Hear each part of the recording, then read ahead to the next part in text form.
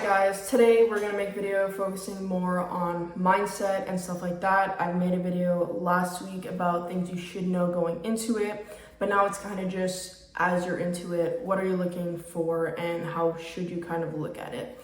So one thing I want to say is that most traders fail not because of their strategy, but because of their mindset. I think people lack to understand how much your mindset and your psychology and stuff like that actually affect your trading journey and the game itself. And so we're going to kind of cover that a little bit, kind of just the mindset for like long-term success, morning routines, focusing, burnouts, how to handle losing days, just stuff like that. So if you've ever struggled with discipline, focus, just kind of bouncing back from a losing day, then stick around and we'll talk about it. First thing I want to say is to kind of try to think about it in years and not in days. So like kind of zoom out from the bigger picture of things, and success is built over thousands of trades. It's not overnight. It's not from a day to the next you're gonna know everything and you're just gonna be the best trader on earth. That's just not how it works.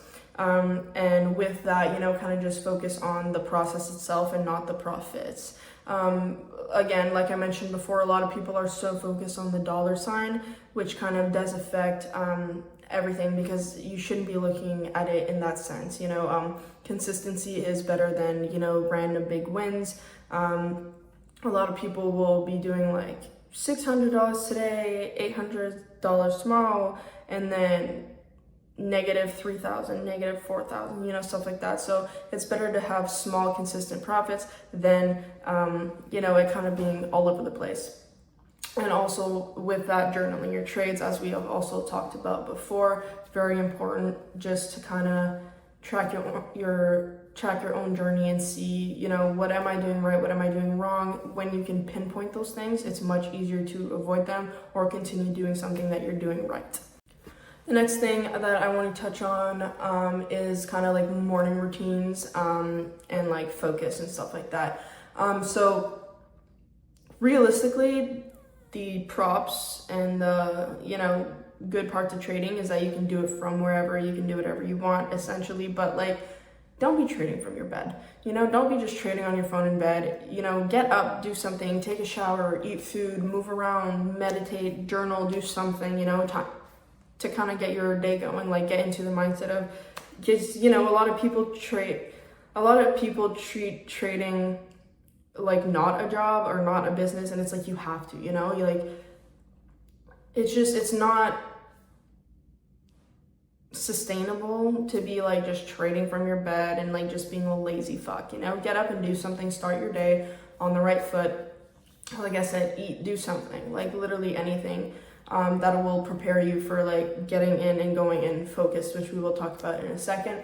And just go over your plan, know what you're looking for. You're looking for that A1 setup. Okay, what's the plan for today? What am I seeing right now on the screen, and what does this mean? Stuff like that. As well as, again, nutrition. Just fuel your body, bro. Like if you're just doing whatever and just sit, like whatever it is that works for you to fuel yourself and get your mind locked, do it.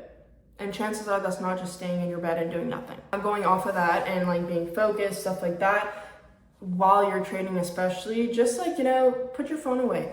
Don't be scrolling on Instagram while you're like, looking for setups, stuff like that. Like you want to be locked in. You want to treat it as a job. You want to treat it as this is work. This is happening. You know what I mean? So if you're just fucking around, it's all psychology. It's gonna mess with your head. Just a clean workspace, whether you work with music or whatever it is that works for you, do that. I have an empty room in my house which I use as an office, so I don't have all my fun stuff around here that will distract me. I try to keep it to a minimal level of things that I keep in here, and when I'm in here for work, I will remove stuff that I know can distract me and just stuff like that, If that is your bedroom, that is your bedroom. I mean, not everyone has an empty room to make an office, but you know what I mean? Like just kind of finding what it is that works for you to get you in that mindset and focused and, okay, distractions away, we're going to sit here, we're doing this, we're looking for it, we're going to trade, and then go do whatever it is that you want to do. Now, burnouts are a real thing when it comes to trading. It will happen. It happens to probably everybody. It happens more than once. I guess there's not many ways to avoid it necessarily, but just knowing the signs and knowing how to go about that can be very helpful. You know, just emotional fatigue, forcing trades, being irritable. Sometimes you do just need to take a break. Take a day off, take 2 days off, take a week off. The chart will be there when you're back. Not much will happen while you're away. And if you're really that anal about it, mark stuff up or check the charts at night. Hey, what happened today? Just so you're up to date if it's stressing you out. That's usually what I do.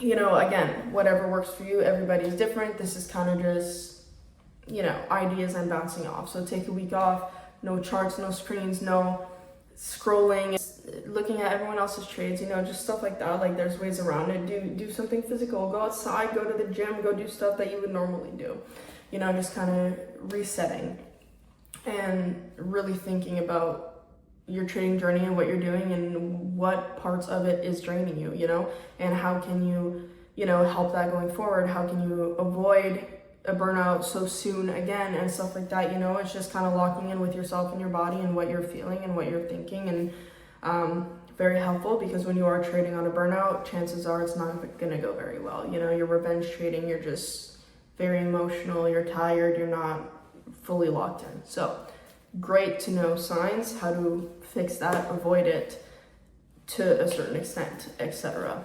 The last point I want to touch on is red days. So we all know red days is just part of the game. I mean, even the best traders in the game lose.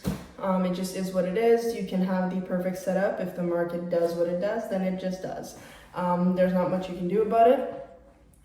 Besides, you know, walk away, come back the next day, avoid revenge trading. Again, I've said this many times before, and just journal those losses, you know.